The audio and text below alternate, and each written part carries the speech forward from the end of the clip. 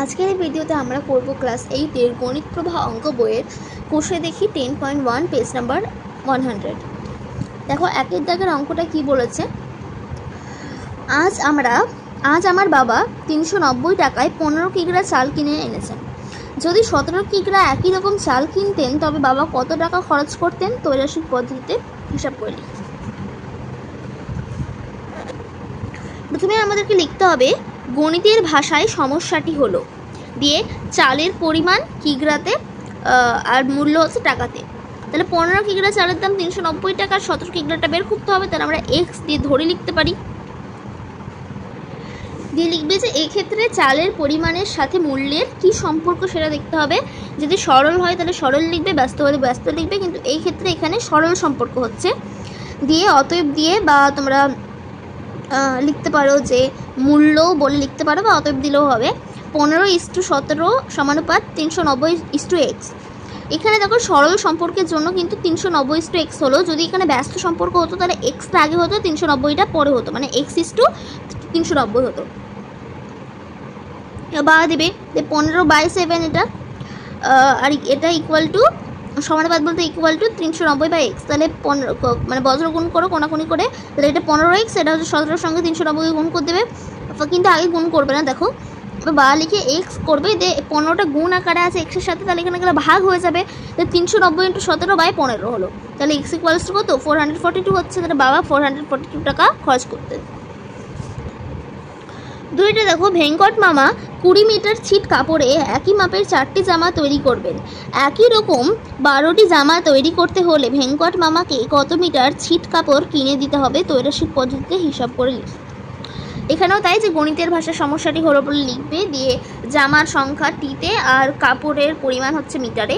তাহলে 4টি জামা হচ্ছে কাপড় লাগবে 20 মিটার, তাহলে 12টা তাই কত লাগবে? এটা এক্সে ধরতে হবে আমাদেরকে। তোমরা জিজ্ঞাসা চিহ্ন দিতে পারো বা এক্স দিয়ে ধরে লিখতে পারো, এটা একটু বেশি অ্যাকুরেট হচ্ছে, এটা বেশি ভালো হচ্ছে, অ্যাপ্রোপ্রিয়েট হচ্ছে এটা। দেখো এক্ষেত্রে জামার সংখ্যার কাপড়ের পরিমাণের সাথে সরল সম্পর্ক, কারণ বাড়লে বাড়ছে কমলে কমছে, এরকম টাইপসের। তো অতএব দিয়ে 4:12 সমানুপাত 20:x। তাহলে 4/12 ইকুয়াল টু 20/x। তাহলে 4x আর 20 × 12, তাহলে x ইকুয়ালস টু হচ্ছে কত? 20 × 12/4 দিয়ে ইকুয়াল টু 60। ভেঙ্কট মামাকে 60 মিটার ছিট কাপড় কিনে নিতে হবে। 3 নম্বর অঙ্কটা দেখো, বকুলতলা গ্রামে একটি পুকুর কাটতে 30 জন লোকের 15 দিন সময় লেগেছে। যদি 25 জন লোক ওই পুকুর কাটতো তবে কতদিন কাজ করতে পারতো? তো গণিতের ভাষায় সমস্যাটি হলো বলে লিখবে যে লোক সংখ্যা জনে, সময় দিনে। 30 জন লোকের 15 দিন আর 25 জন লোকের, তাহলে এক্সতে ধরেছি আমরা এটাকে, কারণ এটাকে বের করতে হবে। তাহলে এই ক্ষেত্রে লোক সংখ্যা সময়ের মধ্যে কি ব্যস্ত সম্পর্ক? কারণ দেখো 30 জন লোকের হচ্ছে 15 দিন সময় লাগে। এবার 25 জন লোকের কত সময় লাগবে? এখানে হচ্ছে বাড়ছে কমছে এরকম টাইপসের হচ্ছে বলেই হচ্ছে, মানে 25 জন লোকের আরও বেশি সময় লাগবে এর তুলনায়, এই কারণে তাই ব্যস্ত সম্পর্ক হলো এটা। এবার 30:25 সমানুপাত এক্সটা বললাম যে আগে আসবে, তাহলে x:15। তাহলে এখানে আমরা হচ্ছে বজ্র গুণ করবো, তাহলে 25x ইকুয়াল টু 30 × 15। এবার আমরা ভাগ করে দেবো, তাহলে 18 হচ্ছে, পুকুর কাটতে 18 দিন লাগবে।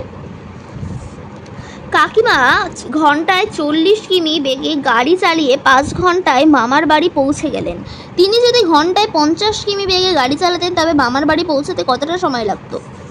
তাহলে গণিতের ভাষার সমস্যাটি হলো বলে লিখবে, তাহলে লিখবে দূরত্ব কিমিতে, সময় ঘন্টাতে। তাহলে 40 কিমি যেতে 5 ঘন্টা লাগে, 50 কিমিতে হচ্ছে কত লাগবে? তাহলে 50 কিমিতে হচ্ছে আরও কম লাগবে।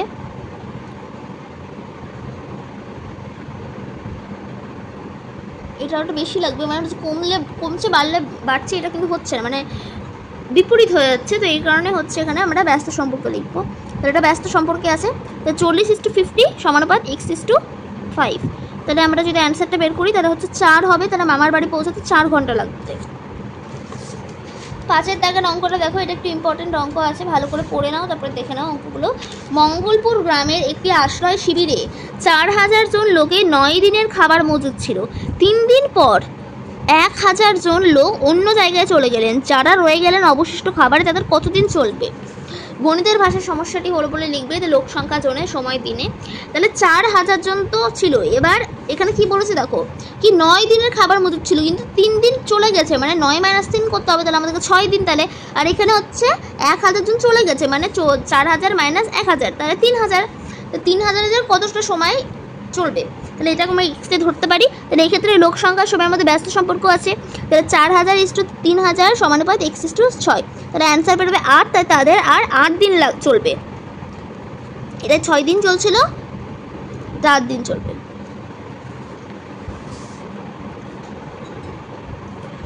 6টা দেখো, নসিরপুর গ্রামের একটি খামারের 42 জন সদস্য 24 জন খামারের সমস্ত জমি চাষ করতে পারেন, কিন্তু চাষের মরশুমে 6 জন সদস্য হঠাৎ অসুস্থ হয়ে পড়েন। খামারের সমস্ত জমি চাষ করতে অবশিষ্ট জনের কতদিন সময় লাগবে?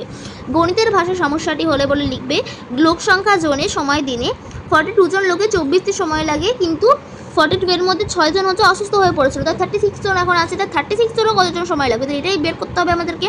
তাহলে এটা হচ্ছে ব্যস্ত সম্পর্কে আছে। তাহলে 42:36 সমানুপাত x/24।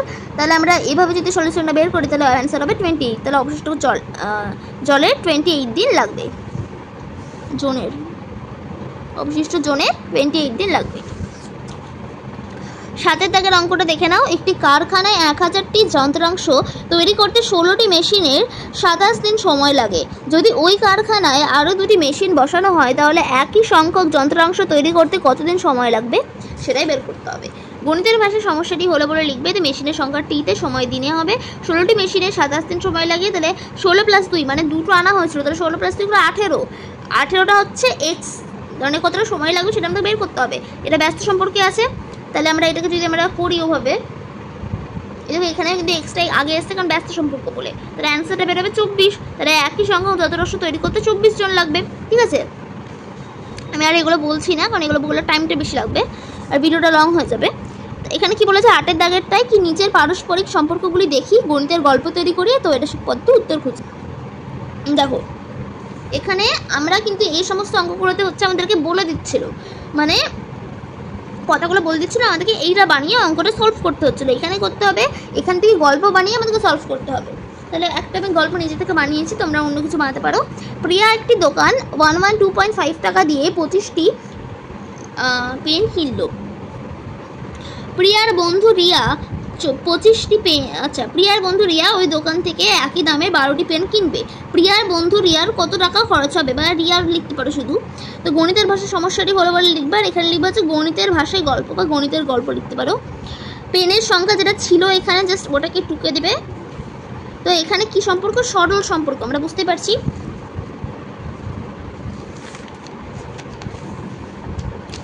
তাহলে এটা হচ্ছে 25:12 সমানুপাত 112.5:x। তাহলে এটাকে আমরা যদি বের করি তাহলে 54 হচ্ছে। তাহলে প্রিয়ার বন্ধু রিয়ার বা শুধু রিয়ার 54 টাকা খরচ হবে। বিয়ের জায়গাটা কি বলেছে দেখো, এখানে আমরা একটা ছক দিয়ে দিয়েছি, তো ওখান থেকে বানিয়ে নিই। চলো তোমরা কিন্তু নিজে অবশ্যই বানিয়ে নিবে, এটা আমি নিজের হিসেবে দিয়েছি। আমার কাকা 9 কিমি/ঘন্টা বেগে 112.5 কিমি গেলেন। তাহলে 12 কিমি/ঘন্টা বেগ যেতে তার কতটা দূরত্ব যেতে হবে। তাহলে গণিতের ভাষায় সমস্যাটা হলো বলে লিখবে গতিবেগ কিমি/ঘন্টাতে, দূরত্ব কিমিতে। তাহলে 9 কিমিতে 112.5 আর 12তে কত সেটা আমাকে বের করতে হবে। এটা তো এটা হচ্ছে কি সম্পর্কে আছে, এটা সরল সম্পর্কে আছে। তাহলে আমরা এইভাবে বের করলাম, দেন বের করার পর আমরা পেলাম 150। তাহলে 150 কিমি দূরত্ব যেতে হবে। ঠিক আছে, তারপরটা দেখো, তারপরটা ওই লিখবে যে গণিতের ভাষায় গল্প বলে লিখবে যে গল্পটা দেখে নাও। 31.2 বিঘা জমিতে জলসেচ দিতে 6টি পাম্পের প্রয়োজন, তাহলে 3টি পাম্পের দ্বারা কত বিঘা জমি জলসেচ করা যাবে। গণিতের ভাষায় সমস্যাটি হলো বলে পাম্প সংখ্যা টিতে সেচের জমির পরিমাণ বিঘাতে। তাহলে 6টি 31.2 আর 13টি হচ্ছে এক্স। এটা 13 কিন্তু, হ্যাঁ এটা কোনো পয়েন্ট নয়, 13টি হচ্ছে এক্স ধরতে হচ্ছে আমাদেরকে এটা। তাহলে সরল সম্পর্কে এটা দেখে নাও তোমরা সলিউশনটা কী করে করেছি আমি। তাহলে 67.6 67.6 বিঘা জমি জলসেচ করতে হবে, করা যাবে। তারপরটা দেখো গণিতের ভাষায় গল্প লিখে দিয়ে দাগেরটা, কোনো এক বিদ্যালয়ে মিড ডে মিল দানাশস্যের পরিমাণ 306 গ্রাম হলে 458 জন ছাত্রের দৈনিক বরাদ্দ দানাশস্য কত হবে। এবার আমরা গণিতের ভাষায় সমস্যাটা বের করব। ঠিক আছে, দেখো সমস্যাটা বের করবার জন্য আমাদের ফার্স্টে লিখতে হবে দুটো বিষয়, যেটা হচ্ছে প্রতি ছাত্রের দৈনিক বরাদ্দ দানাশস্য গ্রামে ছাত্র সংখ্যা জোনে, তাহলে 306 গ্রামের হচ্ছে 425। দেখো অন্যগুলোতে কিন্তু আমরা এক্সগুলো ওইদিকে লিখছিলাম, বাট এদিকে এইটা লিখেছি, বাট আসল হচ্ছে রাইট হ্যান্ড সাইডে, মানে ডান দিকে লিখতে হয় আমাদেরকে। এদিকে লিখলো ভুল না, এদিকেও লিখে যাবে ওইদিকেও লিখে যাবে, যেটা তোমাদের ইচ্ছা, বাট ওইদিকে লিখলে হচ্ছে সুবিধা হয় সবারই, এই কারণে। তো এটা হচ্ছে সরল সম্পর্ক, তাহলে দেখে নাও এটা 329.76, তাহলে প্রতি ছাত্রের দৈনিক বরাদ্দ দানাশস্য হচ্ছে 329.76 গ্রাম, ঠিক আছে। তো আজকের এই ভিডিওটায় আমি তোমাদেরকে করিয়ে দিলাম কোষে থেকে 10.1 সমস্ত অঙ্কগুলো। নেক্সট ভিডিওতে আমি তোমাদেরকে করিয়ে দেবো কোষে থেকে 10.2 সমস্ত অঙ্কগুলি।